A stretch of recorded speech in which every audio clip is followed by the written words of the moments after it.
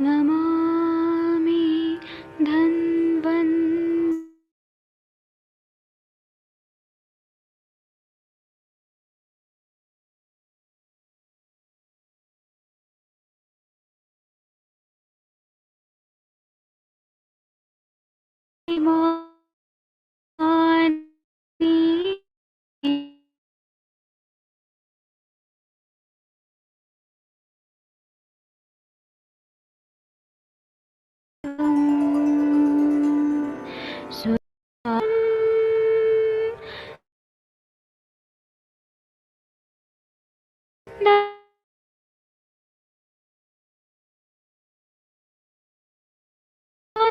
मीशं विविधुषीमाः चारुतोर्भिश्चतुर्भिः सूक्ष्मस्वच्छादिरुद्यम्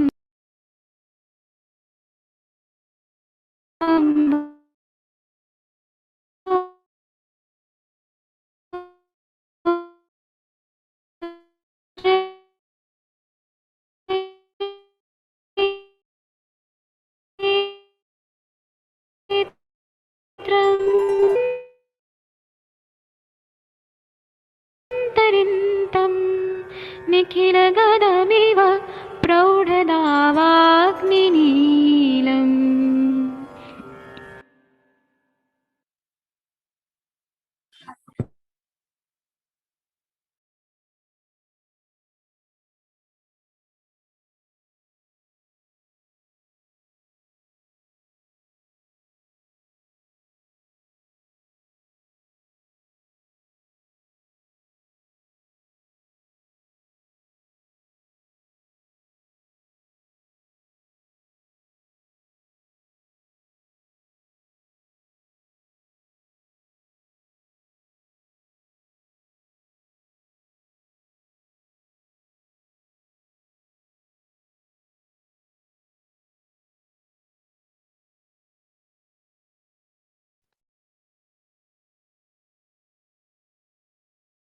प्रणाम सभी लोगों को। मैं वैद्य अरविंद पाठक पुणे महाराष्ट्र से आप सभी लोगों का स्वागत करता हूं। सभी लोगों को कोटि कोटि प्रणाम करता हूं। थोड़ा नेटवर्क का प्रॉब्लम हो रहा था इसलिए ज्वाइन नहीं हो पा रहे थे, उसके लिए मैं क्षमा प्रार्थी हूँ।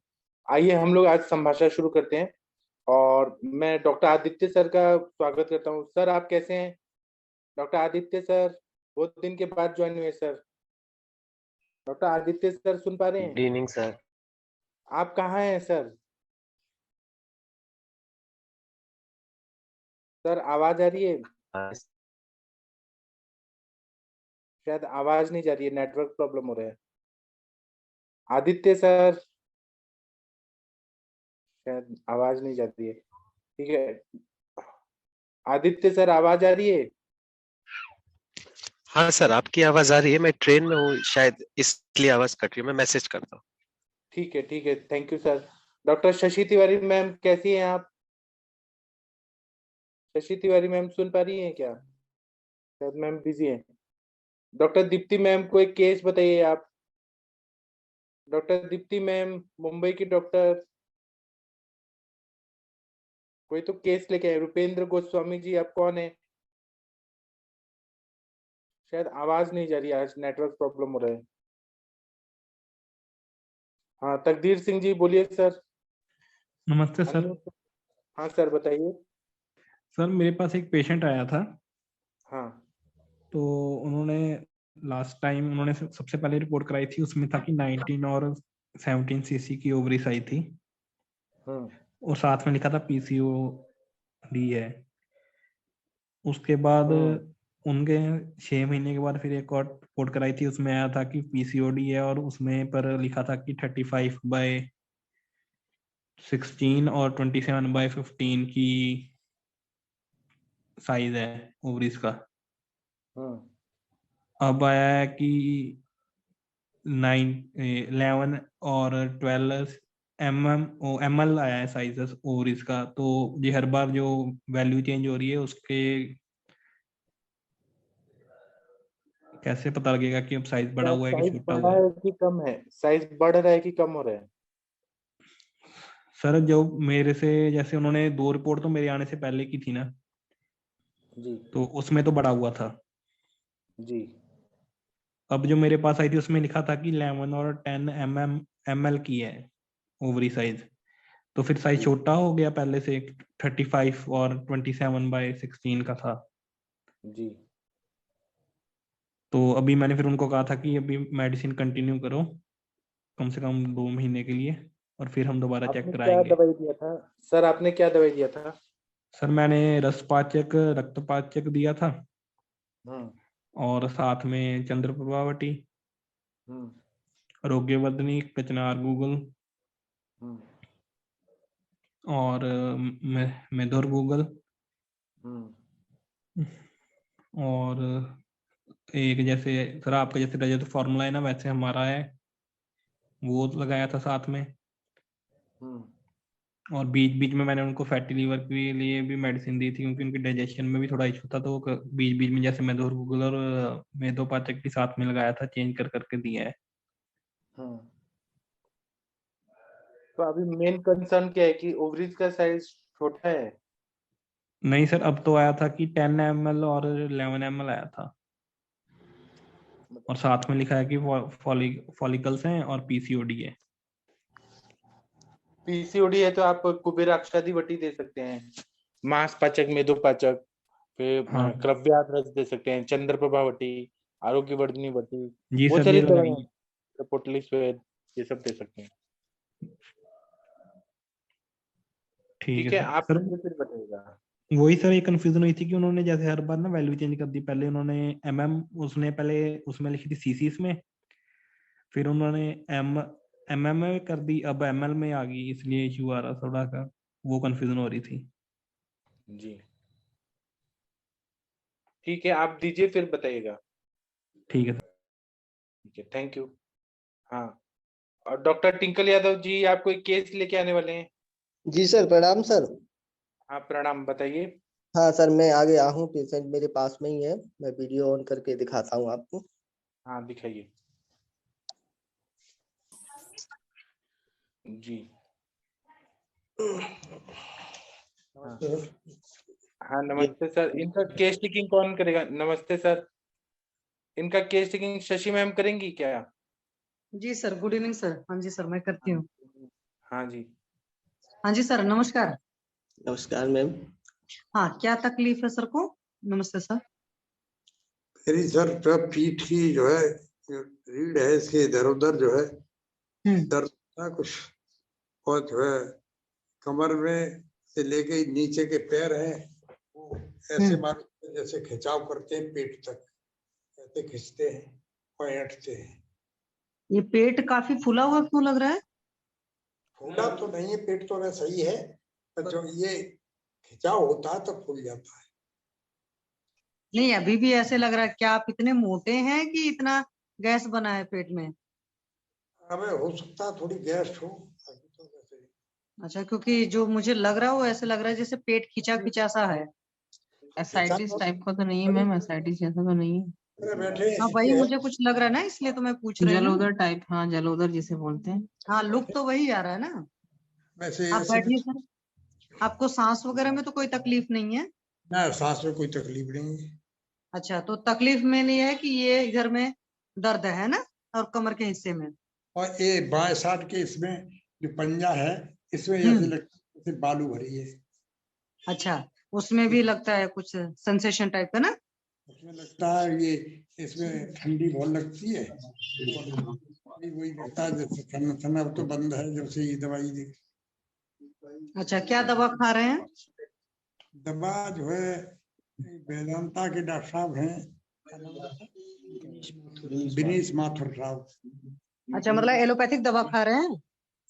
हाँ एलोपैथी खा रहा हूँ।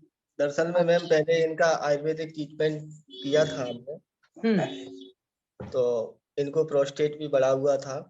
प्रोस्टेट का साइज इनका जो है 40 था, 40 है। लेकिन हमने इनको जब ट्रीट किया तो इनका साइज जब रिपीट यूएससी कराया है तो 24 आ गया है, नॉर्मल है। जब ये हमारे पास आए थे तो पूरा यूरिन और स्टूल दोनों ही पूरा ऑब्स्ट्रक्ट था, तो 1 हफ्ते को फॉलिस डाल के रखा मैंने। अच्छा, नहीं, वो पेट की हालत देख करके लग ही रहा है कि कुछ बड़ी परेशानी थी, इसीलिए मैंने पूछा। क्योंकि जैसे जो पेट दिख रहा है वो ऐसे लग रहा है या तो आधमान है या कोई और बड़ी तकलीफ है ना? क्योंकि कोई बीमारी रहती है तो एक अलग सा लुक आता है बॉडी का, इसलिए वजह से मैंने पूछा था कि पेट का क्या परेशानी है, तकलीफ है। तो अभी सोनोग्राफी करवाया है? सोनोग्राफी करवाया इन्होंने? सोनोग्राफी इनका करा दिया, तो सोनोग्राफी में जो रिपीट कराया था उसमें हिपेटिक सिस्ट थी और थोड़ा जो है रीनल सिस्ट भी थी, लेकिन प्रोस्टेट का साइज जो है वो नॉर्मल आ गया है अब अपने ट्रीटमेंट से। एसाइटिस तो नहीं है ना? एसाइटिस तो नहीं आया? एसाइटिस नहीं आया उसमें। जी जी। दरअसल में ये बाबूजी हमारे जो है ये पुलिस में जॉब किए हैं और इनको 12 साल हो गए रिटायर हो गए। तो इनको ये पैरालिसिस हुआ था पहले, फेशियल पैरालिसिस से ये शुरू हुए थे। ओके। तो इनको 3-4 महीने पहले फेशियल पैरालिसिस हुआ और इस हाथ में जो है पहले इनको पैरालाइज हुआ। फिर इन्होंने अपना एलोपैथिक ट्रीटमेंट लिया, ये ठीक हो गए, थोड़ा बहुत आराम मिला, लेकिन ये पूरा हाथ ठीक नहीं हुआ, फेशियल पैरालिसिस ठीक हो गई। उसके बाद में क्या हुआ कि दोबारा फिर इनके इस पैर में गया ये वाले में, फिर भी ये बियर करते रहे, थोड़ा बहुत दवाई लेते रहे, फिर इस पैर में भी चला गया। तो सब अंग्रेजी दवा खा रहे थे? हाँ, उस समय अंग्रेजी दवाई खा रहे थे। अपने पास ये आए हैं 27 जनवरी को, दिसंबर को, सॉरी 27 दिसंबर को। तो 1 महीने से सर आप इनको आयुर्वेदिक दे रहे हैं? हाँ, 1 महीने से मैंने इनको जो है आयुर्वेदिक दिया। उसमें पहले क्या था कि ये दोनों जो पैर थे ना, इनमें सेंसेशन ही नहीं था, लॉस ऑफ सेंसेशन था और पूरा ठंडे रहते थे ये। अच्छा। क्या है कि अब जब हम लोगों ने इनका ट्रीट किया है, मैंने इनको पहली बार में निरू और अल्टरनेट करके इन्हें 10 मूल पात से और बानारायण तेल से जब बस्तियां शुरू की, शुरुआती दौर में तो बस्ती का ये रहता था कि बस्ती जो है वो क्या कहते हैं निकलती ही नहीं थी, और बस्ती मतलब अंदर जाती ही नहीं थी, वापस बैक फ्लो होके आ जाती थी। अच्छा, शुरुआत में बस्ती जाता ही नहीं था अंदर सब? जैसे मैंने पहले दिन तेल का दिया तो अंदर गया ही नहीं, बैक फ्लो होके आ गया। तो फर्स्ट डे जब दिया आपने तेल की मात्रा, बस्ती या बस्ती अनुवासन ही मान लो मैं, तो कितना ml दिया था सर आपने? मैंने जो है इनको 60 ml के करीब से शुरू किया था। अच्छा, मात्रा बस्ती दिया था। तो 60 ml क्या पूरा बाहर आ गया था कि थोड़ा बहुत रिटेन हुआ था या थोड़ा बहुत अंदर रह गया था मतलब? 30 ml रुका होगा तो, लेकिन उसका रिजल्ट मिला। हाँ, कोई बात नहीं, शुरुआत में अगर इंसान को शुरू करना चाहिए तो लोअर डोज से शुरू करें, रिजल्ट आता है। अब हुआ क्या कि मैंने जब सुबह इनको निरू भी दिया तो निरू जो है जब मैं लगा रहा था तो वो हाथ पे ही निकलने लगी। अच्छा, जब लेकिन उसका भी रिजल्ट आया, उसके बाद में इनको स्टूल आया। इस तरह से ये रिकवर होते गए। मैं इनको नाड़ी श्वेत अभ्यंग ये भी करता था। तो इसके बाद में क्या हुआ कि 4-5 दिन में, 1 हफ्ते में इनका जो पैरों का सेंसेशन था वो वापस आ गया। पेशेंट है? हाँ, पैर भी इनके जो है चलने लगे और इनको महसूस होने लगा, पर वेट बियर नहीं कर पाएगी। प्रोस्टेट भी इनका जो है, जो हमारा बस्ती अस्पताल ग्रत और ये मैंने इनको चलाया था, इसमें जो है आपका अबरक बसम थी, जो सर का फॉर्मूला है, मैंने सर के फॉर्मूला बुक से ही किया था। और ये आपका अबरक बसम है, स्वर्ण बंग है, और एक और था उसमें हाँ श्वेत परपटी। ये 3 करके सर ने अपने एक लेक्चर में दिया है, तो मैंने वो कंटिन्यू किया था, उससे इनको काफी आराम मिल गया। अच्छा, कसायों में भी मैं इन्हें गुग्गल तिक्तक कसायम, रासना एरंड मूल आदि कसायम देता था, तो उससे भी इनको काफी आराम मिला। लेकिन फिर आगे हम लोग चलते रहे, प्रोसीजर चलता रहा, तो एक दिन हमने इनका MRI कराया। तो MRI में क्या था कि MRI में जब हमने इनको कराया तो मल्टीपल जो है माइलोमा उसमें डिटेक्ट हुआ। ओके। हाँ, आप मुझे ये बताइए, ये तो सारी जितनी बातें हो गई वो लगभग एक तरीके से ये बात हुई कि ट्रीटमेंट क्या दिया गया और क्या क्या मतलब रिपोर्ट्स में लगभग आई। मैं सर, डॉक्टर साहब आप आयुर्वेदिक फिजिशियन है ना? हाँ हाँ हाँ। तो मैं एक्चुअली बात इनके कर रही हूँ कि इनको क्या क्या साइड सिम्टम है, मतलब इनको तकलीफ क्या क्या है, और उसके मतलब मेनली 2 चीजें कोशिश करेंगे हिस्ट्री लेने में कि तकलीफ क्या है और उसके हेतु क्या है, क्यों हुआ है ये चीज। ठीक है डॉक्टर साहब? तो हाँ जी, तो अब बताइए सर को तकलीफ अभी क्या क्या, जैसे अभी उन्होंने बताया कि दर्द को लेकर के कि पीछे के इस पोर्शन में दर्द है, कमर वाले पोर्शन में दर्द है ना? और क्या क्या तकलीफ है उनको? और वैसे तो खाना पीना खा रहे हैं, अपना ट्रीटमेंट लेने के बाद में अभी ये स्टेबल है, कोई अच्छा, दिक्कत भूख नहीं। अच्छी लग रही है सर को? हाँ भूख ठीक लग रही है, इनकी टंग भी अब ठीक है। चाचा जीभ हाँ जी, हाँ भूख जीभ आपको अच्छी लग रही है सर? ये देखिए इनकी टंग भी काफी क्लियर हो चुकी है। लग रही है भूख? ना, भूख तो लग रही है। अच्छी लग रही है कि बस लग रही है? अच्छी तो नहीं लग रही, हाँ, लग वही रही हम पूछना चाहते हैं। प्यास अच्छा, ठीक है? है। प्यास प्यास ठीक है? प्यास हाँ? तो सही, प्यास सही है। अच्छा, लैट्रिन वैट्रिन होती है सही से? सही नहीं हो रही। दिन में कितनी बार हो रही है सर? एक बार होती है, वो ही बड़ी मुश्किल से सही। आज कल कल या परसों तो हुई नहीं थी, आज तो हुई। अच्छा, मतलब तो उसके लिए कोई आपने सर दवा चलाई है कि कोई अनुलोम द्रव्य या रेचक द्रव्य दे रखा है? नहीं, वैसे तो हम लोग जो है उसकी कोई दवा नहीं चलाई। हम लोग बस्ती लगा देते हैं इनको, बस्ती लगने के 1-1.5 घंटे बाद पॉटी आ जाती है। अरे महानारायण तेल की जैसे ही बस्ती देते हैं न, जो है बंद होने के बाद दवा खा बैठे, दवाई की आई है तो। अब 2-3 दिन से इनको थोड़ा अपने आप आइए, इनको मेदांता ले गए थे तो वहाँ भर्ती कर दिया तो अपने आप आने। पहले बस्तियों के बाद ही आती थी अक्सर, वैसे आते नहीं थी। चलिए, मतलब कि कब्ज की शिकायत है, तो ये जो कब्ज की शिकायत है सर, ये कितने टाइम से चल रही है आपको, या बहुत पुराना कब्ज रहा है आपको? करीब मतलब कभी काल को होता रहता था? करीब 1 महीने से चल रही है। ये पैर तो मेरे काम ही नहीं करते, न बैठ पाता हूँ, न उठ पाता हूँ, न खड़ा हो। नहीं, 1 महीने से जो आपको कब्ज की, मैं कह रही हूँ कि ऑन एंड ऑफ आपको कब्ज कब कब रहती थी? मतलब क्या पहले भी कब्ज की शिकायत रहती थी, सही से नहीं साफ होता था, या जाने के बावजूद भी सेटिस्फैक्ट्री नहीं रहते थे आप? हाँ, ये बता रहे हैं कब्ज पहले भी रहती थी मैम। हाँ, तो वही है, तो मैं वही पूछना चाहती हूँ, किस उम्र से आपको ऐसा लगता है कि आपको यदा कदा कब्ज रहने लगी थी? कुछ बता पाएंगे सर? पहले से भी कभी कभी ये मालूम होता था कि लेटने की रास्ता चौक हो गई। तो वही तो मैं पूछ रहा हूँ कि किस उम्र से? मान लीजिए आज आपकी उम्र कितनी है सर? 72 साल है सर। 72 साल है, तो किस उम्र से ऐसा होने लगा था कि आपको कब्ज वगैरह रहने लगी थी? ये तो साहब जो है करीब समझो 3-4 साल से तो महसूस होती थी कभी कभी, पर मैं कुछ ऐसी चीज जैसे खा लिया, जैसे मटर पनीर या मटर की सब्जी या वैसी सब्जी खा लिया या छोले खा लिया, तो इससे मेरे अपने आप ही पेट साफ होता था। ऐसे अपने आप साफ होता था, लेकिन ये तो मान लो हमने भारी चीजें खा लिया है, हमारे शरीर को भारी लग रही थी, इसमें निकल जा रही थी। लेकिन मैं वही चीज पूछ रही हूँ कि क्योंकि इतनी जो सारी चीजें नजर आ रही है, उसमें कहीं कहीं बात का को बड़ी बढ़िया से है। चलिए, कोई बात नहीं। मैं वही जानना चाहती थी, जब आप सर्विस करते थे, क्या उस वक्त भी कब्जे वब्जे रहती थी आपको? सर्विस करते थे तब रहती थी कब्जे वब्जे? सर्विस में तो कोई खास कब्जे नहीं रहती थी। सर्विस में आप ठीक रहते थे पूरा बिल्कुल? हाँ, सर्विस में तो लगभग सही चल रहा था। ठीक है, क्योंकि 10 साल से ऊपर हो गया, रिटायर हुए भी आपको, है ना सर? हाँ, 12 साल हो गई सर रिटायर हुए। हाँ, 12 साल रिटायर हुए हो गए, तो 10-12 साल पहले सिस्टम ठीक था। हाँ, 12 साल पहले तो बिल्कुल सही था। ठीक है, अभी गैस वगैरह भी बनती होगी सर?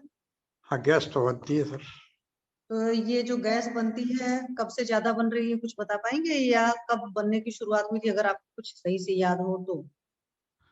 अब गैस तो बनना शुरू जो है कम से कम जो है इस तरह से गैस पास होती है मैम, अभी आप साउंड सुने होंगे।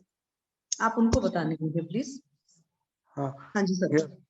अभी पास हुई है, अभी तो जो है देखे हुए आप आवाज करके हुई है। नहीं, वो अलग बात है, जैसे मैं कह रही हूँ वो तो अपान वायु भी पास हुई है। अपान वायु कई बार नहीं भी पास होती है, और कई बार गैस जब बनती है पेट फूल जाता है, ये सब जो चीजें तकलीफ है, इस तरह की तकलीफ रहती थी क्या? हाँ, ये रहती थी। तो कभी कभी मैं जैसे हींग का घोल करके पी लिया तो साफ हो जाती, सही हो जाती। तो ये तकलीफ कब से रहने लगी थी, कितने टाइम से रह रही थी लगभग? ये तो मेरी समझ से ये चली है पिछली फरवरी से लेके। अच्छा, पिछली फरवरी से गैस ज्यादा बनने लगी है ना?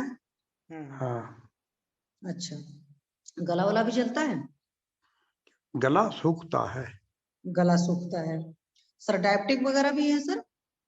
नहीं नहीं। ओके, बीपी वगैरह की तकलीफ तो नहीं है?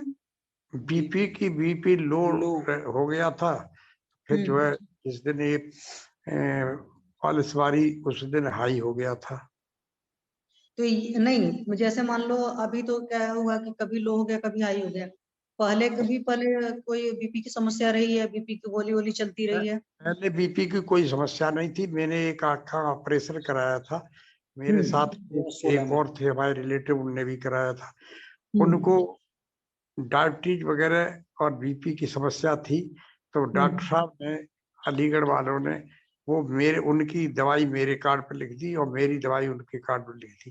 वो दवाई खाने से बीपी लो होने लगा, मेरी दांती मिस गई थी और तब से मेरा बीपी लो हो गया 2016 से। नहीं, तो जब आपने मान लो बीपी की गोली लिखी थी, अगर खा रहे थे आप, तो क्या हर 15 दिन पर अपना बीपी नहीं चेक करवा रहे थे आप? बीपी नहीं भी चेक करा, वो दवा गोली खाने को जो बताई थी, एक सुबह शाम, और मैंने खा ली 3 टाइम, 2-2 गोली। नहीं, कई बार ऐसा भी होता है क्योंकि एलोपैथी में गोली लिख दी जाती है, मरीज खाता रहता है, उसका बीपी, हाई बीपी के भी पेशेंट का कई बार बीपी लो हो जाता है। अगर आप बीपी की गोली खा रहे हो तो 15 दिन महीने बाद अपना जांच जरूर कराना चाहिए, ठीक है? चलिए कोई बात नहीं, अब जो गलती हो गई उसका तो हम नहीं कुछ कर सकते हैं, मतलब यहाँ से एक तकलीफ ही ये चीज शुरू हो गई। और नींद वगैरह कैसी आती है सर आपको? नींद तो नहीं आती थी, पर अब जो है थोड़ी आने लगी है, जब से ये वेदांता वाली दवाई खा रहा हूँ तब से मैं सोता हूँ। नींद ना आने की जो समस्या थी ये कितने सालों से चल रही थी सर आपकी? ये भी वही समझिए फरवरी से ही लगभग 1 साल करीब हो। फरवरी के पहले आपको नींद उस सब अच्छा आता था? हाँ, उसके बाद तो मैं टैबलेट ही नींद की खाता था तभी आती, और उसमें भी एक जैसा ऐसा था कि जब आप अपनी ड्यूटी करते थे, अपनी नौकरी करते थे, तो क्या नौकरी के टाइम भी समस्या थी कि नींद नहीं आती थी, या बहुत देर रात से आती थी, या बड़ी उखड़ी? हाँ, ना उस समय तो आती थी, उस टाइम अच्छी नींद आती थी। अच्छा, मतलब पहले आप प्रॉपरली अच्छे से स्वस्थ थे, सारी समस्या इधर साल भर की है ना, या 3-4 साल की है? साल भर से ही ज्यादा है। साल भर से ज्यादा, 3-4 साल पहले शुरू हुई है ना सर? हाँ, वही लगभग समझ लो। तो एक बात बताइए, टेंशन वेंशन लेने की ज्यादा आदत बन गई थी क्या इधर 4-5 सालों में? क्या चीज? टेंशन तो खैर मेरे ऐसे ही होने लगी थी। हमारे एक रिश्तेदार थे, उनने एक हमारी जमीन में डबल नाम डलवा लिए थे। बड़ा हम समझते थे कि हमारे बड़े भाई हैं, बहुत अच्छे होंगे, और वो इतने गंदे निकले। तब से मैं तो टेंशन करने लगा, जबकि उन पर बहुत भरोसा करती थी। अच्छा, तो मतलब उस बात का टेंशन ज्यादा हो गया था जिसकी वजह से फिर तबीयत खराब होती चली गई है ना? हाँ, उसके बाद बढ़ती। अच्छा, एक बात बताइए सर, आप मुझे लगभग आपकी क्या आदत है, रात में कितने बजे सोते हैं? रात को कितने बजे सोते हैं? 10 के बाद सो जाता हूँ, 11 बजे करीब। 11 बजे सो जाते हैं। सुबह कितने बजे उठते हैं सर आप? सुबह 5 बजे, 5:30 बजे। अच्छा, दिन में भी सोते हैं सर आप? दिन में तो जैसे झप्पी लग जाने का सोता हूँ, रात को ही सोता हूँ ज्यादातर। नहीं, जैसे झपकी लगने पर कितने टाइम की झपकी लेते हैं? 1-1.5 घंटा तो हो जाता है कभी कभी। अच्छा, चलिए अपना थोड़ा सा खाना पीना बताएंगे। दिन भर में कितनी चाय पीते हैं आप? मैं चाय तो बहुत कम पीता हूँ। सुबह शाम पीते हैं? ना ना ना, कोई टाइम से नहीं। सुबह कोई बना दिया, बन रही है तो दे दिए तो पी लिया, ना पीता भी नहीं। डेली का वो कोई? अच्छा, सुबह नाश्ता कब करते हैं सर आप? नाश्ता तो अब जो दवाई के हिसाब से करता हूँ, 8 बजे 7-8 बजे कर लेता हूँ। उसके बाद खाली पेट में दवा खाने के बाद, नाश्ता के बाद दवा है, इसलिए करनी पड़ती है। तो जब 8 बजे आप नाश्ता करते हो तब आपको भूख लगी होती है सर? है? भूख लगी होती है आपको? भूख तो कोई खास नहीं लगी होती, पर करना पड़ता है, क्या बताऊं। अच्छा, फिर दोपहर में कितने बजे खाते हैं सर? फिर तो वो खाता हूँ 11-12 बजे। 8 बजे का खाकर फिर 11 बजे खाते हैं? हाँ, 12 बजे करीब। अच्छा, 12 बजे तो उस वक्त भूख लगी होती है? वो भी भूख लगती है, उस समय कम ही रहती है, क्योंकि खाना भूख कम लगी होती है ना? 12 बजे भी आपको भूख बहुत अच्छी नहीं लगी होती ना सर? ना, ज्यादा नहीं। अच्छा, फिर उसके बाद फिर कितने बजे खाना खाते हैं, मतलब रात का खाना खाते हैं या शाम को भी कुछ खाते हैं आप? शाम को, हाँ, शाम को करीब 6-7-8 बजे। 6-7-8 बजे खाना खा लेते हो तो उस टाइम आपको भूख लगी होती है? हाँ, उस समय भी लगी रहती है, पर उतनी नहीं, क्यों खाना खाना पड़ता है दवाई की वजह से। उसमें अच्छा, मतलब आपको भूख बहुत अच्छी नहीं लगी होती पर दवा खाना है सो डाल लेते हैं पेट में, है ना? हल्की सी महसूस होती है, पर ज्यादा नहीं कि ज्यादा जोर से महसूस हो मुझे भूख। जब आप नौकरी वोकरी करते थे सर आपको खूब अच्छी भूख लगती थी? हाँ तब तो लगती थी। अच्छा, तब सारी चीजें ठीक थी, है ना? तब ठीक था। अच्छा, फल उल कब खाते हैं सर आप? है फल वगैरह कब खाते हैं, फ्रूट्स वगैरह? और बीच में कितने बजे? ये 8 बजे की 12 बजे के बीच में खा लेता हूँ। 10 बजे? थोड़े। उस टाइम भूख लगी होती है? हाँ वो तो खाने की जैसे इच्छा होती है, कभी कब मान लो पपीता खा लो, कभी कुछ सेब वगैरह या कोई और फल खा लो। हाँ नहीं ठीक है, बात ठीक है, फल हम खा रहे हैं बट क्या हमको उस वक्त भूख लगी होती है? क्योंकि जो हमने 8 बजे खाया था उस वक्त हमें भूख नहीं लगी थी, दवा की मजबूरी थी सो हमने खा लिया। और यही हालचाल हमारा दोपहर और शाम का भी है। तो क्या जब हम फल खा रहे होते हैं तो उस टाइम हमारा मन कर रहा होता है इसलिए खा लेते हैं कि हमें भूख लग रही होती कुछ इसलिए खा रहे होते? थोड़ा सा ही खाता हूँ, ज्यादा नहीं खाता। कोई बात नहीं सर, ऐसा हो जाता है। तो फल जो खाते हैं उसमें नमक वमक डालकर खाते हैं कि बस नमक ऐसे ही फल काट करके? काला नमक डाल के। अच्छा, नमक डालकर खाते हैं। तो कौन सा नमक डालते हैं, काला नमक कि सेंधा नमक? काला वाला। अच्छा, काला नमक डाल करके खाते हैं।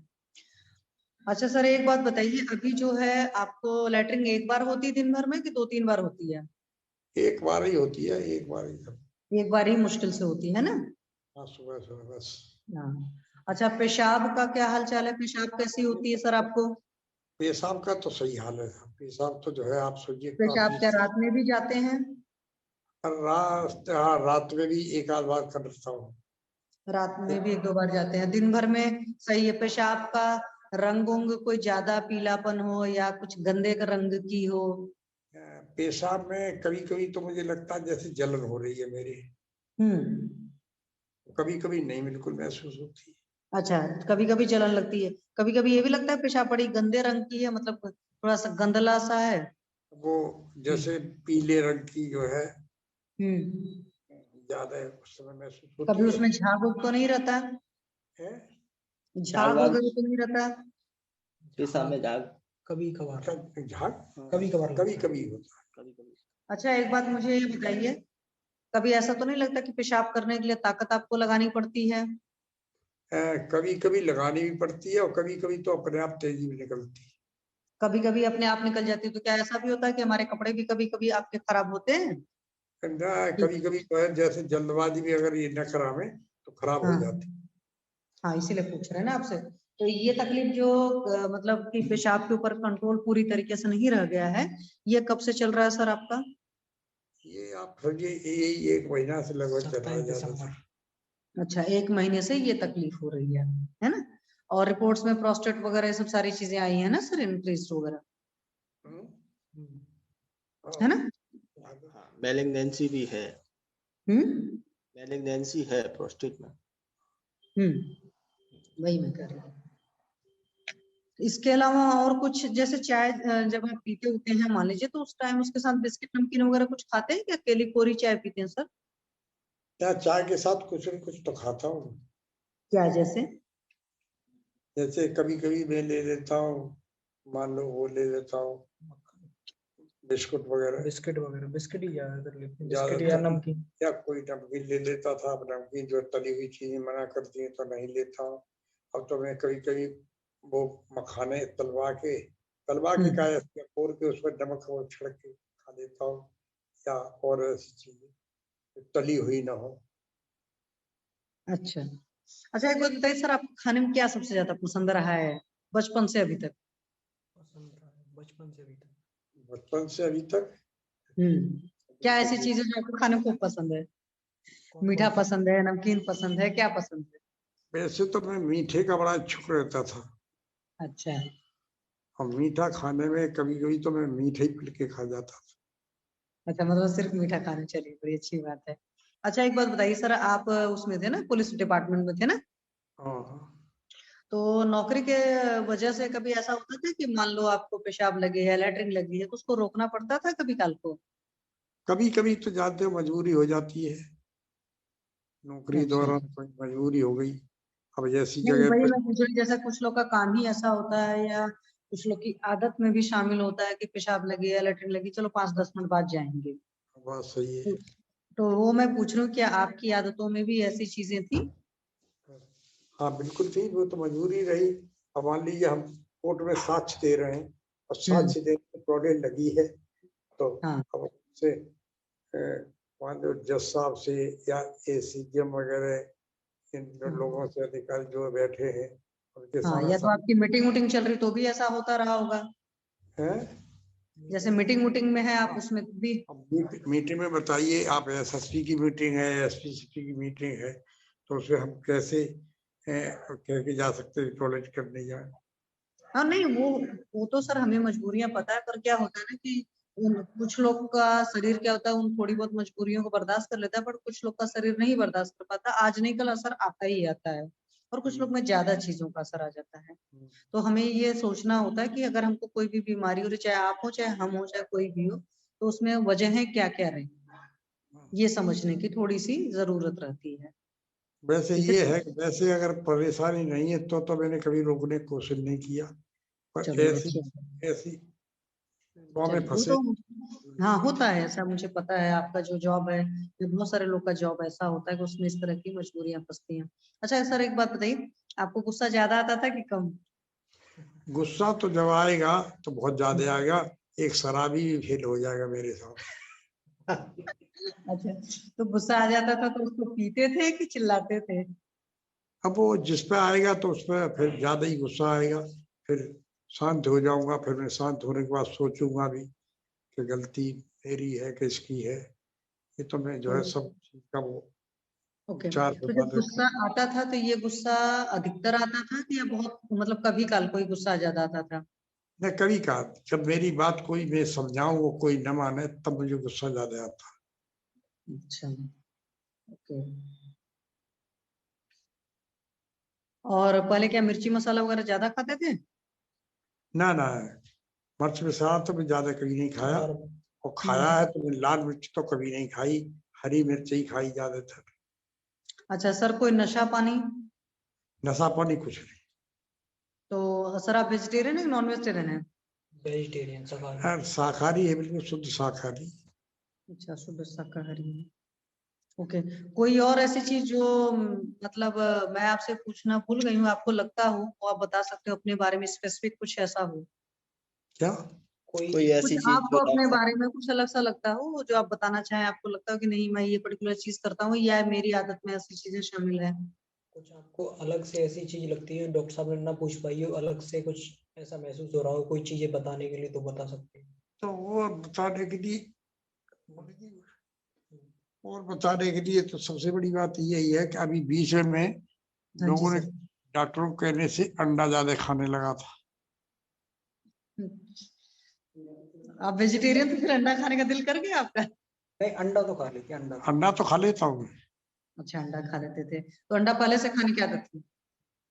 अंडा तो डॉक्टरों की राय से ही खाया, ज्यादातर लोग कहते थे कि शुद्ध शाकाहारी में ही आता है और जो है ये जरूरी खाना है, इस वजह से खाना शुरू हो गया, वैसे नहीं मैं खाता था।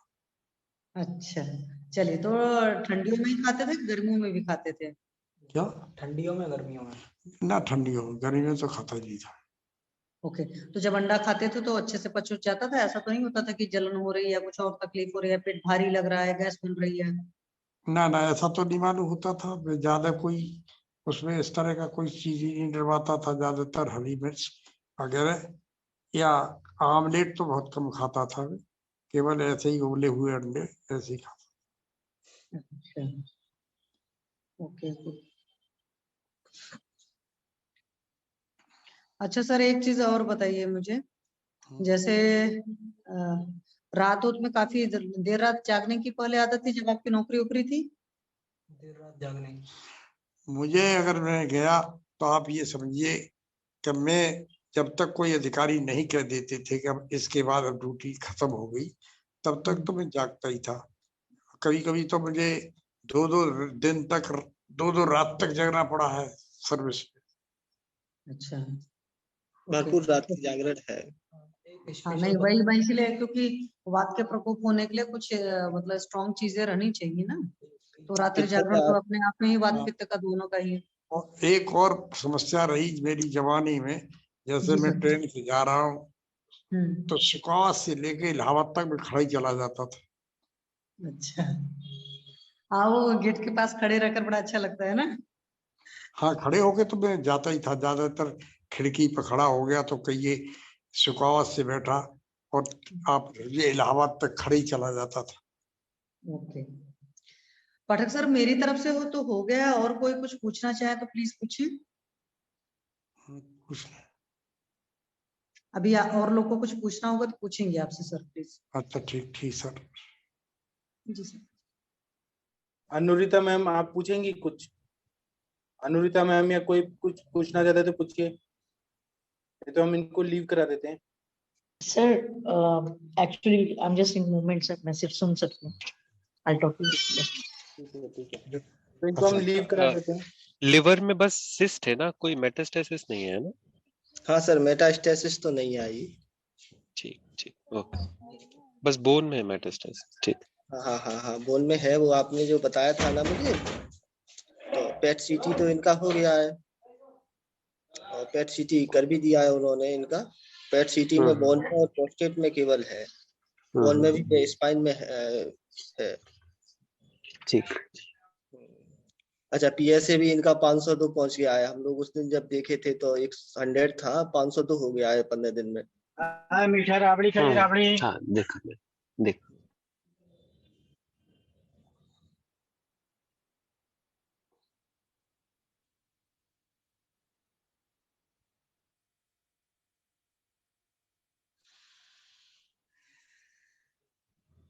जी, किसी और को कुछ पूछना है तो बताइए।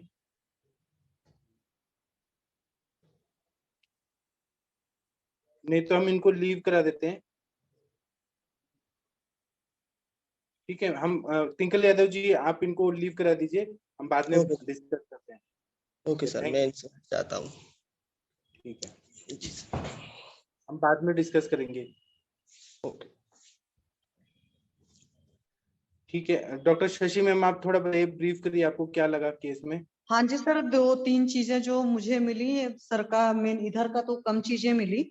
मेन जब ऑफिस मतलब जब जॉब पीरियड में अपने थे, तो जॉब पीरियड में कई बार ऐसा होता था उनकी ड्यूटी के साथ में वो 2-2 दिन मतलब 2-2 रात भी लगातार जागते थे। और पुलिस वालों के साथ ऐसा बहुत होता है कि उनको कई बार ऐसी ड्यूटीज मिलती हैं जिनमें उनको काफी रात रात जागना पड़ता है, क्योंकि उनको लीव नहीं मिलती है।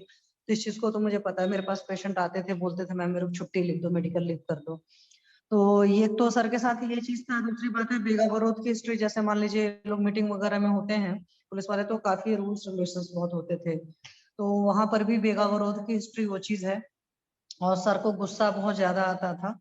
वही है कि भाई रात्रि जागरण वगैरह है तो उससे स्ट्रेस वगैरह होता ही है। और इधर सर जो अपना बता रहे हैं, तो कुछ टाइम से नींद वगैरह साल भर से आसपास ये सब सारी चीजें डिस्टर्ब थी। यूरिन में है कि कभी कभी उनको जलन वलन रहती है, रात में तो एक बार ही जाते हैं, दिन में वो है। और कब्ज की हिस्ट्री मिल रही है, और कब्ज का ये है कि अभी तो काफी ज्यादा तकलीफ है। पहले बोल रहे हैं ठीक था, या कुछ भी इधर उधर खा लेते थे, जैसे मान लीजिए कब्ज है तो पनीर वनीर गया, भारी चीजें खा लेते थे तो पेट साफ हो जाता था। पर जो मेन चीज समझ में आई है वही है कि एक तो रात्रि जागरण है, और वो अतिशय रात्रि जागरण हो गया कि लगातार 2-2 रात नहीं सोते थे, या जब तक साहब ने नहीं बोला तब तक घर नहीं जाना है, इस तरह की चीजें रही हैं। और बेगावरोध की हिस्ट्री मैं मान सकती हूँ। और ये सब सारी चीजें जब होती रहेंगी तो स्ट्रेस वगैरह भी काफी रहता है पुलिस वालों को, तो खास करके सर होता है, तो मानसिक वो चीजें मान सकते हैं। और अभी का ऐसा कुछ खास नहीं मिला। हाँ, चाय पीते हैं तो उसके साथ बिस्किट नमकीन इस तरह की चीजें लेते हैं, थोड़ा बहुत उनका है। और एक चीज और है, जैसे अभी जो खाना वाना खा रहे हैं जो अभी का मिल रहा है, उसमें उनका ये है कि भाई दवा खानी रहती है सुबह दोपहर शाम, तो भूख नहीं लगी रहती है तो भी खाते हैं, तो बगैर भूख के भी खाना खाने का है। और जैसे मुझे उस सब नहीं पहचान पा रही थी, मैं पिंकला दो सर थे, तो वो जब उनको नहीं आती थी पोटी तो बस्ती दे देते थे, उसके थ्रू हो जाता था। तो अभी शायद वेदांता में जब एडमिट हुए होंगे तो उसके बाद अपने आप से आने लगा होगा।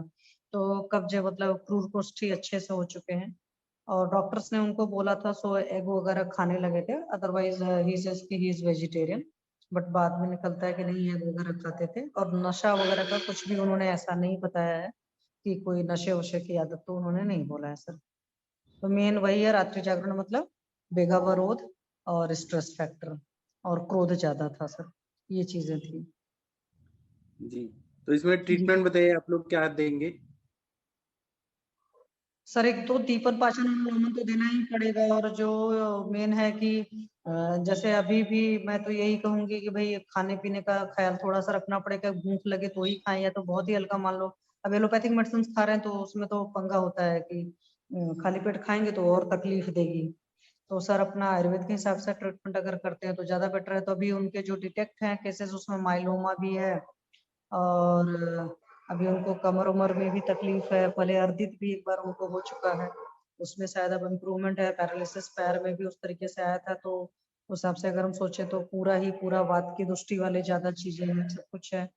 और लॉन्ग टर्म का मानो तो मैं त्रिदोष कोपक है चीजें। तो दीपन पाचन अनुलोमन है, सर ने जैसे बस्ती उस्ती उनको दी है, इससे क्या बोलते हैं, दसमूल पाथ, और किसी और चीज की भी सर ने शायद बताई थी ऑयल में, मुझे भी याद नहीं आ रहा। महानारायण शायद तेल की दी थी। दसमूल एरंडमूल और मैं महानारायण मैंने हाँ। अल्टरनेट करके दिया था। हाँ, तो सर ने बस्ती वगैरह सारी चीजें दी हैं, बट दीपन पाचन अनुलोमन ज्यादा करने की जरूरत है। हाँ, वैसे और मैंने इनको आम पाचक भी दिया था सर का मैम को। नहीं, टंग तो सर ठीक ठाक से दिख रही है, पर भी। और पाठक सर प्लीज आप बताएं सर। और कफजहरा अस्थि पाचक। हाँ, मेरे को रिपोर्ट्स भेजे तो मैं थोड़ा अच्छे से बता पाऊंगा। तब भी सर आदित्य मैंने सर आप बताइए। आदित्य सर आप कुछ बोलना चाहेंगे इनके केस में? आदित्य सर म्यूट हो गया आपका गलती से। सर जो कफजहरा रहता है अस्थि पाचक, मतलब क्योंकि बोन में मेटास्टेसिस है और वो हार्ड मेटास्टेसिस है, मतलब प्रोट्रूडिंग मेटास्टेसिस जैसे। तो इस टाइप से अगर कुछ दे सकते हैं। और बस्ती में गोमूत्र तो शायद दिया ही होगा बस्ती में। नहीं, अभी अगर नहीं दिया नहीं दिया है तो त्रिफला गोमूत्र टाइप की चीज है बस्ती में। ठीक है, हम कंचन मैम से पूछते हैं। कंचन मैम, आप क्या सजेस्ट करेंगी ऐसे केस में? आपने सुना कंचन मैम? प्रणाम सर। आप प्रणाम मैम, बताइए आप। सर बीच में ना नेटवर्क गया था, मैं पूरा नहीं सुन पाई, पर फिर भी मतलब ये केस कैंसर का है क्या सर? हाँ, बोन कैंसर। बोन कैंसर का है ना?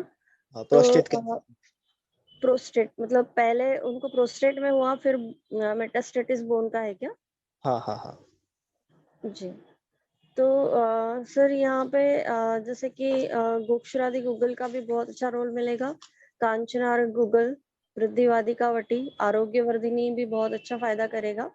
और यहाँ पे अगर उनका वायु का अनुलोमन अच्छे से करना है तो कायाकल्प क्वाद भी बहुत अच्छे से काम करता है उस पर, सर्वकल्प और कायाकल्प। और जैसे भस्म में देना चाहो तो वसंत कुसुमाकर रस है, संजीवनी वटी है टैबलेट फॉर्म में। और भस्म देना चाहो तो हीरक भस्म, ताम्र भस्म और अभ्रक भस्म। यहाँ पे वंग भी बहुत अच्छा काम करेगा। प्रवाल पिष्टि है, गिलोय सत है, ये भी बहुत अच्छे से काम करेगा। तो ये आप इसका कॉम्बिनेशन बना के भी आप दे सकते हो। हाँ, और मैंने कंटिन्यू कर दिया है मैम। जी, कंटिन्यू कर दिया है मैंने। गिलोसत्व, कोचुर और हीरक भस्म, अभ्रक भस्म, ये कंटिन्यू कर दिया मैंने जी।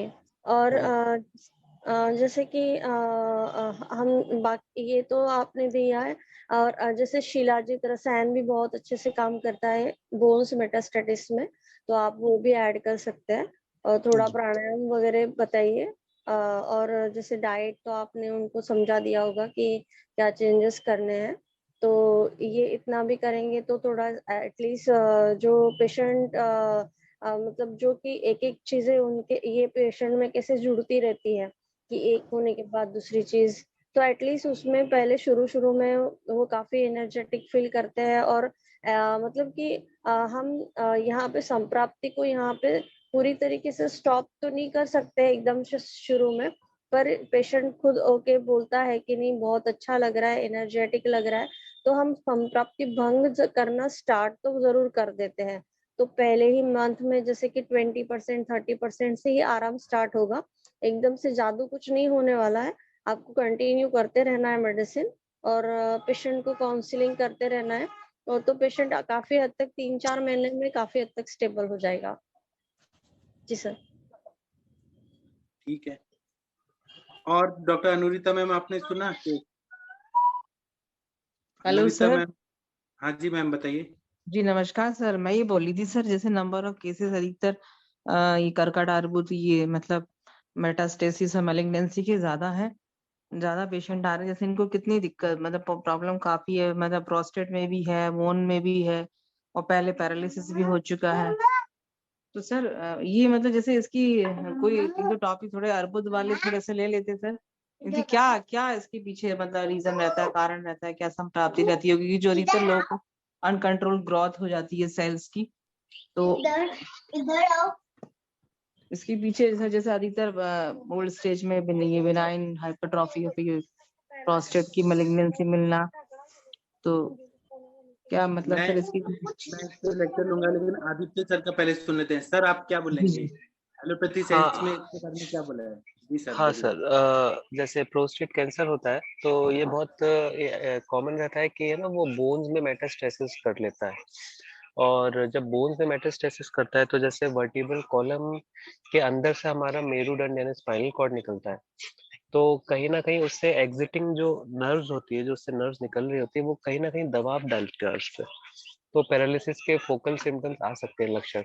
दबाव डालता है तो पैर उठ नहीं पाते, हाथ उठ नहीं पाते, इस टाइप से। और वो यूजुअली प्रोग्रेसिव रहते हैं, मतलब वो वाले एरिया में दबाव रहेगा तो आगे वो बढ़ेगा अगर कोई ट्रीटमेंट नहीं दिया तो क्योंकि प्रोस्टेट बड़ा होता है तो वो मल और मूत्र का द्वार भी रोकता है, तो उससे यूरिनरी इन्फेक्शन, जली हुई यूरिन में इंटरमिटेंटली फ्रॉथ आ सकता है, और मल में कॉन्स्टिपेशन हो सकता है, और कभी कभार ज्यादा गंध रह सकती है उसके कारण, लोकल इन्फेक्शन के कारण। और जैसे मेटास्टेसिस के कारण वो जो बोन्स में चला जाता है तो यूजुअली ये जो नर्व्स है वो दब सकती है, तो उसके कारण पैरालिसिस होता है। ये हमारे इसमें बताया है पैथोजेनेसिस, मतलब किस तरह से बीमारी बढ़ती है।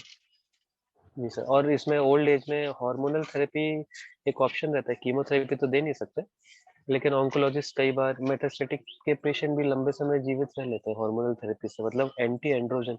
तो वो मतलब अभी जैसे पेशेंट को प्राइमरीली वातज वाइटेशन और कफज वाइटेशन है, लेकिन उसकी अग्नि अच्छी है। अभी एंड्रोजन से थोड़ा सा मतलब एंटी एंड्रोजन देंगे तो थोड़ी उसकी अग्नि भी कम होगी, लेकिन वो रिस्क और बेनिफिट देख के यूजुअली हम लोग तो यही देते हैं, एंटी एंड्रोजन थेरेपी रखते हैं ओल्ड एज की। जी ठीक ठीक है। और कोई केस कुछ पूछना चाहते हैं, बताना चाहते हैं तो बता सकते हैं। किसी को अंजना मैम से कोई क्वेश्चन पूछना है तो पूछ सकते हैं, गायनेक रिलेटेड। कोई और कुछ पूछना चाहता है? प्रशांत भट्ट जी, आपके सब पेशेंट ठीक चल रहे हैं? एवीएन के पेशेंट ठीक चल रहे हैं? वैद्य जितेंद्र मिश्रा जी, वो सूर्यवंशी सर कैसे हैं? बोलिए। सूर्यवंशी सर ठीक है सर, उनका रिपोर्ट कुछ आया था तो अच्छा। उन्होंने थोड़ा सा 1.5 क्रेटिनिन हुआ था, और थोड़ा यूरिक एसिड उनका बड़ा आ रहा है, तो इसलिए मैंने उनको बोला कि शोधन करना पड़ेगा, क्योंकि उनको बॉडी में ना सर काफी थोड़े से टॉक्सिक मुझे लग रहा है कि थोड़ा सा वमन विरेचन उनको चाहिए, तो मैंने बोला है अभी प्लान करते हैं उसको। बाकी तो तेल डाल रहे हैं सर, लेकिन डाला। हाँ सर तेल डाला, अभी तो 5-6 दिन हो गए, लेकिन बोल रहे हैं कि ऐसा कुछ मिराकल नहीं हुआ। हाँ, मतलब पूरा बॉडी का शोधन भी जरूरी है। हाँ उनका कहना है कि ऐसा कुछ इसके होने वाले तेल डालने से ऐसा कुछ नहीं हुआ कि पूरा खुल गया, उतना तो अभी भी खुल गया था। ठीक ना सर, तो डाल तो रहे हैं वो। ठीक ना सर। ठीक है। हाँ, प्रशांत भट्ट जी आप बोलिए सर। सर प्रणाम। हाँ जी, वो आपके एवीएन के पेशेंट कैसे हैं?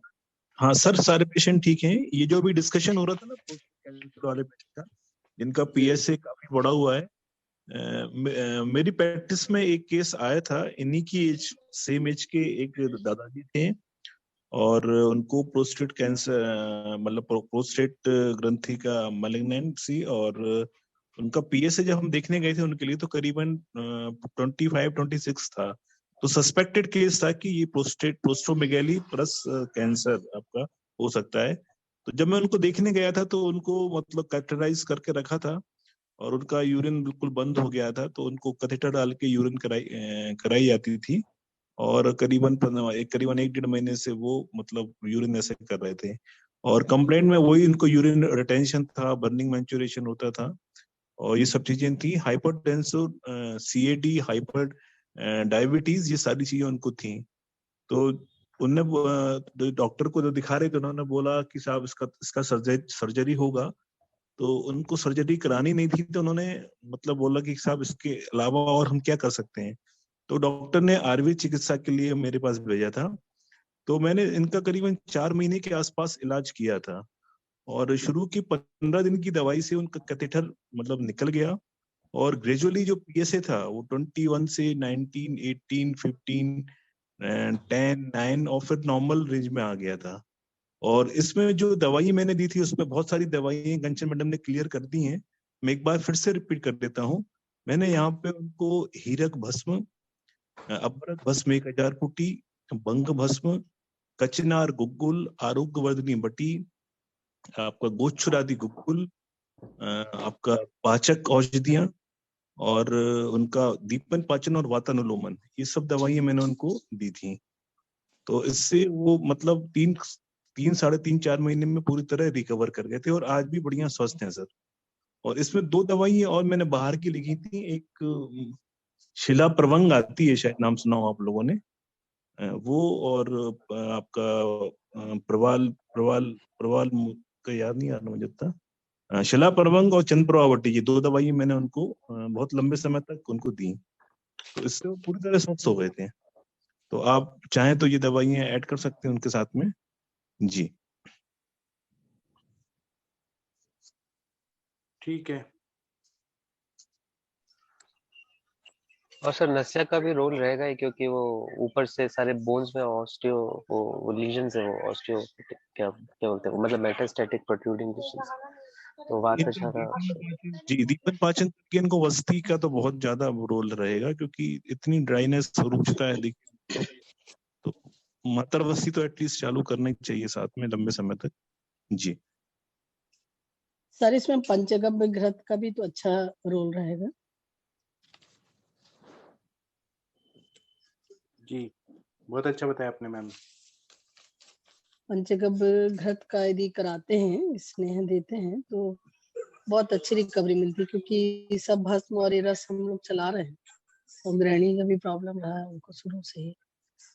तो जो अंडा खिलाए हैं उसका पर्पस उनका वही था, देने के लिए। तो ये खान पान की सारी चीजें तो बहुत अच्छी सी युक्त चल रही है, बट पंचगव्य घृत का यदि पान कराते हैं तो इन सब के साथ और भी अच्छा रिजल्ट आएगा। जी सर। ठीक है, आपने बहुत अच्छा बताया। और कोई केस बताना चाहते हैं तो डिस्कस करिए यहाँ पर। ये कोई गायनेक रिलेटेड केस है तो मैम से पूछिए, अंजना मैम से। कुछ बोलना है? डॉक्टर अनुरिता मैम आप कुछ नहीं बताएंगी आज? शायद मैम बिजी हैं। सर थोड़ा ये पूछना था कि जैसे एक तो जल बस एक तो जैसे अगर किसी को कोई वेग रोकता है, जैसे नीचे अपान वायु के वेग रोकता है, तो कैसे दुष्टि होती है। और जैसे कोई जैसे 2-3 दिन से नींद नहीं आई है तो बीमारी, बस जैसे जब मैं नहीं सोता था 2-3 दिन तो अल्कोहलिक जैसा शरीर हो जाता था। तो मतलब आयुर्वेद में इसमें क्या क्या क्या बताया गया है, अगर कुछ लिखा हो तो। कोई भी वेग जो रहते हैं ना, जैसे कि अपान वायु है, उसका कैसा डायरेक्शन होता है? Downward direction.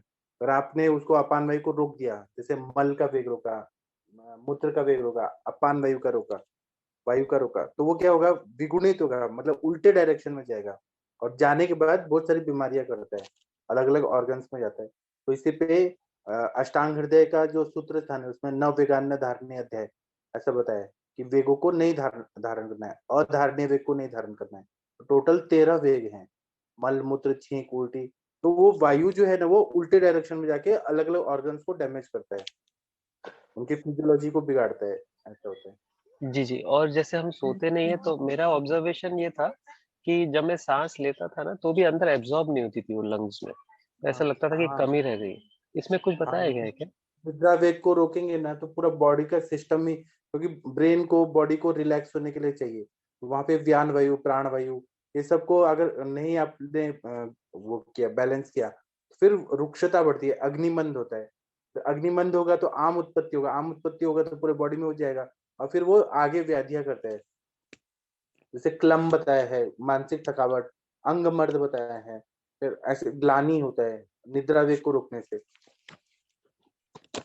ये आप एक बार पढ़ लीजिए सर, जो हमारा सूत्र स्थान में है ना वेगु का अध्याय, वो एक बार पढ़ लीजिए तो आपको समझ आ जाएगा। जी जी। और एक चीज और, ये पंचवायु पढ़ने के लिए उनके कहाँ से कहाँ जाती है, क्या लक्षण रहते हैं, अच्छे से डिटेल में अगर कोई दोष भेदी अध्याय आप पढ़िए, सूत्र स्थान में दोष भेदी अध्याय। हम लोगों ने अभी थोड़ा ब्रेक लिया है, नहीं तो हम लोग तो रोज पढ़ते थे ये सब सुबह की क्लास में।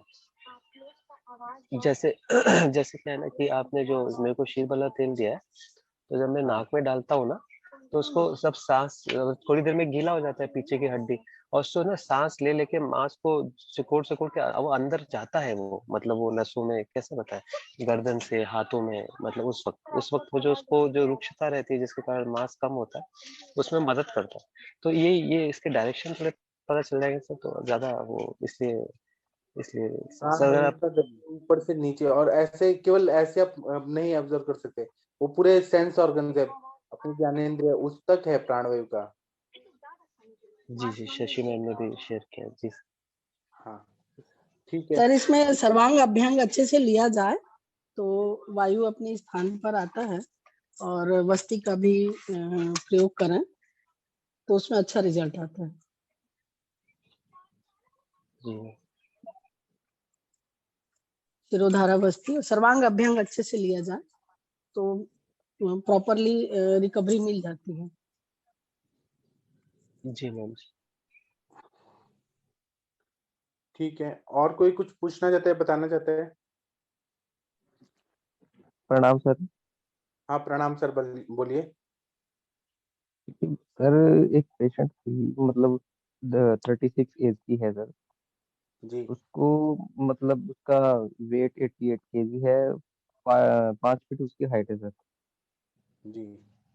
जी। उसको वो 8 साल से डिप्रेशन की गोलियां खा रही है जी। अब उसको मतलब दिक्कत ये आ रही है सर कि मतलब उसे सुस्ती उल्टी हो रही है, जिससे उल्टियों में झाग निकल रहा है सबसे। अच्छा। हाँ, खाना सिर्फ एक रोटी खाती है, वो एक डेढ़ रोटी से ऊपर खाना खा नहीं पाती। अच्छा। तो अब मतलब ट्रीटमेंट में देने की सोच रहा था तो ये था कि सर कि अगर उसकी डिप्रेशन की गोलियां रुकवाएं तो उन्हें दिक्कत पैदा हो जाती है, क्योंकि एक दो पेशेंट को मैंने देखा है पहले कि अगर उनको डिप्रेशन की गोलियां दे देते हैं तो और ज्यादा क्रिटिकल कंडीशन की हो जाती है। इसमें क्या करना है कि अम्ल रसात्मक घृत जो रहता है, जो थोड़े खट्टे दीपन पाचन, जैसे दाढ़ी मदी घृत, मतलब ऐसे जो क्योंकि सूखी उल्टी हो रही है ना, तो वहां पे जी जी घृत पान कराना और दीपन पाचन वाले द्रव्य देना वो ज्यादा सही रहेगा। जी। जो उसकी मतलब एलोपैथी में से जो डिप्रेशन की गोलियां चल रही हैं सर, वो फिर ऐसे ही चलने दें? प्रेशर की गोलियों से भी वायु का प्रकोप हुआ है बहुत ज्यादा, वेगों का जो है वो गड़बड़ाया है, जो मन में वेग आ रहे हैं उसको जी सप्रेस कर दिया गया है बहुत ज्यादा। जी। दाढ़ी मादी ग्रीट और सर दीपन पाचन और नोमन ही उनको फिलहाल देना पड़ेगा। हाँ नहीं, इस ये तो मैंने एक एग्जांपल दिया, मैंने और भी जैसे अजमोदादि चूर्ण है, दाढ़ी मास्टक चूर्ण है, लक्षुण आदि वटी है, ऐसे कुछ दीपन पाचन द्रव्य के साथ में घृत देना चाहिए,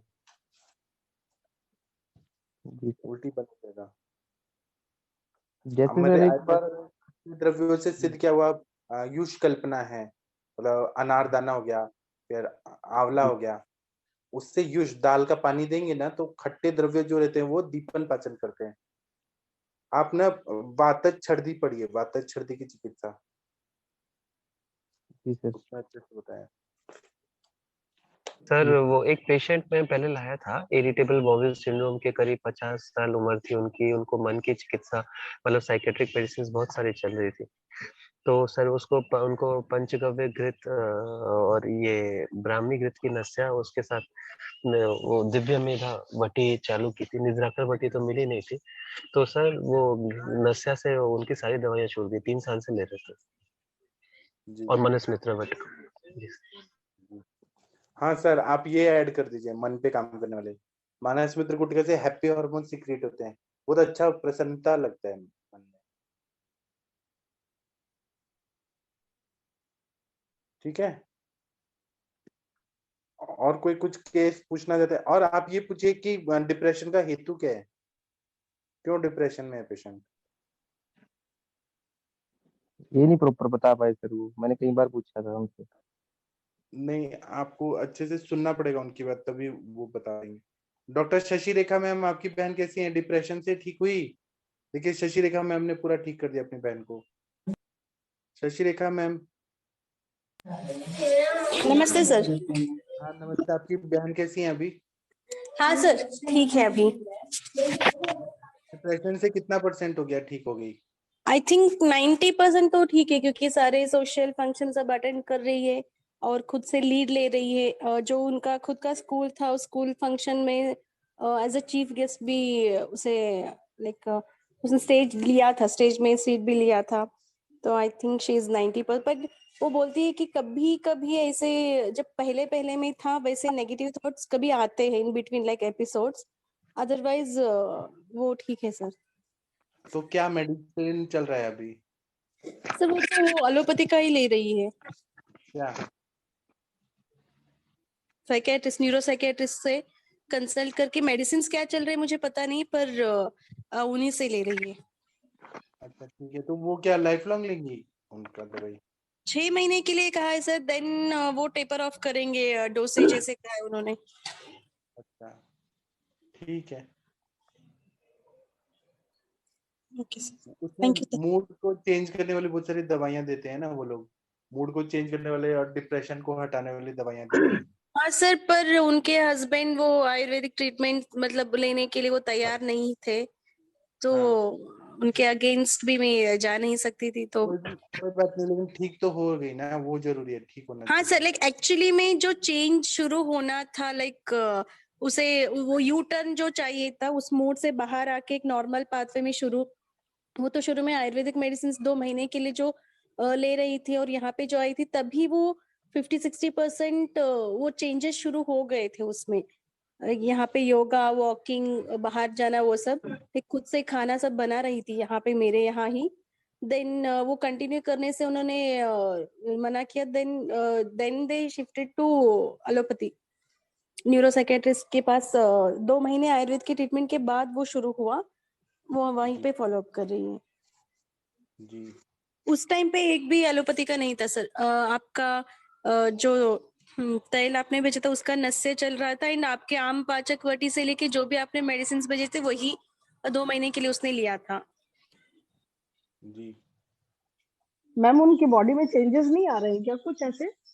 मेरे यहाँ एक पेशेंट ऐसी हैं, लेकिन उनको बहुत तेज ओबेसिटी भी बढ़ गई और उनके मेंस्ट्रुएशनल जो भी हैं डिसऑर्डर भी आ गए और बॉडी थोड़ी शिथिलता आने लगी थी उनमें। ये लंबे समय तक लेने पे तो आ रहे हैं पेशेंटों को, मैं 3-4 पेशेंट में देखी मैं, तो आप वॉच करिएगा थोड़ा। अभी मैम 6 महीने भी कंप्लीट नहीं हुआ है, like still she is on medication. वैसे कुछ चेंजेस उसने बताया नहीं है कि मेंस्ट्रुअल साइकिल के हिसाब से वो सब। वैसे वो पहले से ही थोड़ी ओबीज ही थी, वेट वाइज तो कुछ बदलाव नहीं आया है सर। वैसे आपने पहले दे दिया है ना मैम, नस वगैरह भी कर दिए हैं? हाँ मैम, पहले 2 महीने के लिए आई थिंक 1 लीटर जो सर ने भेजे थे 4 बॉटल्स में 3 तो खत्म हो गए थे। एक जो बचा था वो भी मैंने उसे लेने के लिए कहा था वहां जाने के बाद भी, भले वो आयुर्वेद के चल रहे हो। ये नस से लेके एक बॉटल खत्म करने के लिए 750 ml तक हो गया था उसका। बाकी बचा था, उसने कितना लिया है मुझे पता नहीं वो। हाँ मैम, उससे बहुत अच्छा उनको आफ्टर 28 डेज 45 डेज ये अच्छी रिकवरी आती है, बाद में इसके रिजल्ट भी अच्छे आते हैं। लेकिन लॉन्ग टाइम तक यदि ये लेते हैं तो उसमें ये सारे कॉम्प्लेक्स आ रहे हैं मैम, वॉच करिएगा। ओके, जो एलोपैथी के मेडिसिन जो ले रहे हैं मैम जी, रुक्षता बढ़ती जाती है ना उसमें। आपने पहले दे दिए तो उससे क्या है कि वो सेफ है अभी। हाँ नहीं, उस पहले तो लाइक ऑलमोस्ट 15 ml तक वन टाइम पे उसका जो नशे चल रहा था वो ठीक से चल रहा था, वो खुद भी हाँ लेने मैम, तो इसने सपोर्ट किया उनको, काफी सपोर्ट किया, इसकी वजह से उनको काफी सपोर्टिंग मिला। और भले ही एलोपैथिक ले हस्बैंड रहे हैं। तैयार नहीं हुए मैम आयुर्वेदिक ट्रीटमेंट देवे, हाँ, लाइक नहीं है बहुत लोगों डिले को। हो जाएगा, बहुत डिले हो जाएगा। तो उनके अगेंस्ट भी मैं नहीं जा सकती थी, वो होता है ना घर में, तो वो आयुर्वेद से एलोपैथिक शिफ्ट हो गए। ठीक है, पर ठीक हाँ वो ठीक लोग, होना पर मैं चाहिए। ये रखती हूँ कि अनुरिता मैम ने जो कहा था वो पॉजिटिव अफर्मेशंस जो सुनना, वो एक आई मेक श्योर कि वो सुन रही है हर रोज। एंड ओमकार का, गायत्री जप का, एंड हाफ एन आवर ही क्यों ना हो, थोड़े बहुत स्ट्रेचिंग एक्सरसाइजेस एंड 5 से 10 सूर्य नमस्कार, इतना तो कर रही है। ये मैं क्रॉस चेक करते रहती हूँ कि दवा क्या चल रहा है वो भी नहीं बोल पाती, नाम क्या है, एंड मैंने भी पूछा जी भी नहीं है मैम। नहीं मैम, इससे इंटरनली उनको प्रोमोटिंग तो हो रहा है, बट धीरे धीरे डॉक्टर्स खुद ही अच्छी कंडीशन आने पे विड्रॉल करते जाएंगे वो मेडिसिन को, कम डोज हाँ करते वैसे जाएंगे। ही कहा मैम, 6 महीने के बाद टेपर ऑफ करते जाएंगे ऐसे कर, पर बहुत अच्छे चेंजेस आए। मतलब जैसे मैंने कहा, वो घर से बाहर निकलने पर भी जितना कुछ वो दिखाती थी, बहुत अभी ड्रास्टिकली चेंजेस हुए हैं। जी जी मतलब नहीं मैम, वो मैं भले ही एलोपैथी में गए हैं मैम, लेकिन जो आपने किया है ना, ये रिजल्ट उसका ही है मैम। ओके मैम, जो भी हो वो अच्छी हो जाए, ठीक हो जाए, मेरे लिए जी वही काफी। जी जी okay, thank you. Okay sir, thank you sir. Thank you. हाँ, डॉक्टर शक्ति जी ने कुछ क्वेश्चन पूछा है कि लीवर सिरोसिस में आम पाचक दे सकते हैं, तो देना ही चाहिए ना, वहां पे आम संचिति होता ही है, लीवर का फंक्शन नहीं हो रहा है तो आम संचिति हो रहा है, तो वो देने से बहुत अच्छा फायदा होता है। बाकी लोग ने चैट बॉक्स में बहुत कुछ पूछा है, दिया है, उसका आंसर देते हैं। गीता पटेल मैम, आपने कुछ कुछ लिखा है, एलोपैथी मेडिसिन चालू रखो, ट्रिपल डोज में बंद करना है, बहुत सही बताया। शशि मैम ने बोला बात कला अध्याय पढ़िए, बात कला अध्याय पढ़िए सर। आदित्य सर आपके लिए शशि मैम ने बोला है। हाँ जी सर, मेरे पास चरक संहिता है सर, उसमें ही है ना सर, ये मैम ने जो बात कला अध्याय पढ़िए, 12 चैप्टर नंबर सूत्र 12, 5वां चैप्टर पढ़िए, बात कला पढ़िए 12 नंबर का जी ठीक है सर, थैंक यू। और आदित्य सर ने ग्वालियर में नया हॉस्पिटल ज्वाइन किया, सर बताइए अपने बारे में थोड़ा। सर नहीं सर, मेरा होम टाउन ग्वालियर है सर, मैंने इटावा में ज्वाइन किया है, क्योंकि इटावा ग्वालियर से 130 किलोमीटर है, और वो सर वो विलेज में है, हवा क्लीन है सर, मतलब अगले 20 साल तक प्रदूषण नहीं रहेगा, तो सेहत पे ध्यान दे सकते हैं पूरा फिजिकल में इस टाइप से, और मम्मी पापा भी पास में, इसलिए सर। और इटावा में सर वो जो हॉस्पिटल है वो मुलायम सिंह यादव का हॉस्पिटल है, डीम्ड यूनिवर्सिटी है, मतलब ऑटोनोमस है, और सेफई में है सर वो, और वहाँ पे ऑन्कोलॉजी डिपार्टमेंट है सर, मतलब इतना टाटा जैसा नहीं होगा लेकिन पेशेंट्स तो है सर, ऑन्कोलॉजी डिपार्टमेंट है। मैंने हालांकि ट्रांसफ्यूजन मेडिसिन में ज्वाइन किया है। और आपने वो बनारस वाला छोड़ दिया? आपकी उधर आपने डॉक्टर टिंकल यादव जी भी हैं उसी सिटी में, मिल जाएंगे आपको, इधर हैं अभी सेशन में। सर से काफी हेल्प मुझे इस केस में, सर ने ही सारी इन्वेस्टिगेशंस बताए थे, और वही मैंने किए थे फॉलो, मैंने सर से संपर्क कर लिया था सर। अच्छा, तो सर के गाइडेंस में सीखिए बहुत कुछ, सर को बहुत नॉलेज है आदित्य सर को। हाँ सर। सर मुझे एक पूछना था सर। हाँ पूछिए ना सर। यहाँ पे बेंगलुरु में ना बहुत से केसेस ऐसे आते हैं, लाइक विंटर सीजन में स्पेशली नोज में इरिटेशन जैसे होके मॉर्निंग में लगातार वो स्नीजिंग आते हैं, वाटरी रनिंग नोज होता है। ये एलर्जिक रिएक्शन का irrespective of age, middle age and young age के भी बोथ मेल एंड फीमेल्स में बहुत से पेशेंट्स आते हैं सर। जहाँ पे मैं प्रैक्टिस करती हूँ, मैं वहाँ पे लाइक मोंटेलोकास दे देती हूँ, पर आयुर्वेद में कैसे अप्रोच करना चाहिए? आप नस से दीजिए ना, बच्चा तेल, षडबिंदु तेल, अणु तेल, नस से दे दीजिए। हाँ सर, मैं ये अणुबिंदु तेल का प्रतिमर्श नस से एक बताती हूँ उनको, 2-2 बूंद का हर रोज, एंड साथ में हरिद्रा कांड लेने के लिए भी बोलती हूँ ऑन लॉन्ग टर्म बेसिस में, सो दैट वो इम्यून एलर्जी के अगेंस्ट उन्हें वो ताकत मिले। पर वो उतना लाइन ऑफ ट्रीटमेंट काफी रहेगा उनके लिए, या प्रॉपर ट्रीटमेंट क्या रहेगा सर? थोड़ा है सिम्टम तो ऐसे करिए, नहीं तो फिर शोधन करा देना चाहिए, और नहीं तो फिर रसायन दीजिए, चित्रखरित की, पिपल्यादि रसायन, ऐसे रसायन दीजिए। ब्रह्म रसायन। हाँ सर, ये प्रतिमर्शनस्य एंड हरिद्राकांड के साथ रसायन साथ में शुरू कर सकते हैं। हाँ, या व्योषादिवटी, लवंगादिवटी, एलादिवटी, जैसा कंडीशन है वैसे दे सकते हैं। Okay sir. हाँ सर, थैंक यू। ठीक है, थैंक यू। अभी हम सेशन बंद करते हैं क्योंकि टाइम हो गया है, फिर अब हम कल मिलेंगे। थैंक यू, प्रणाम, गुड नाइट, शुभ रात्रि सभी लोगों को। Good night sir. Good night sir, प्रणाम सर, गुड नाइट एवरीवन।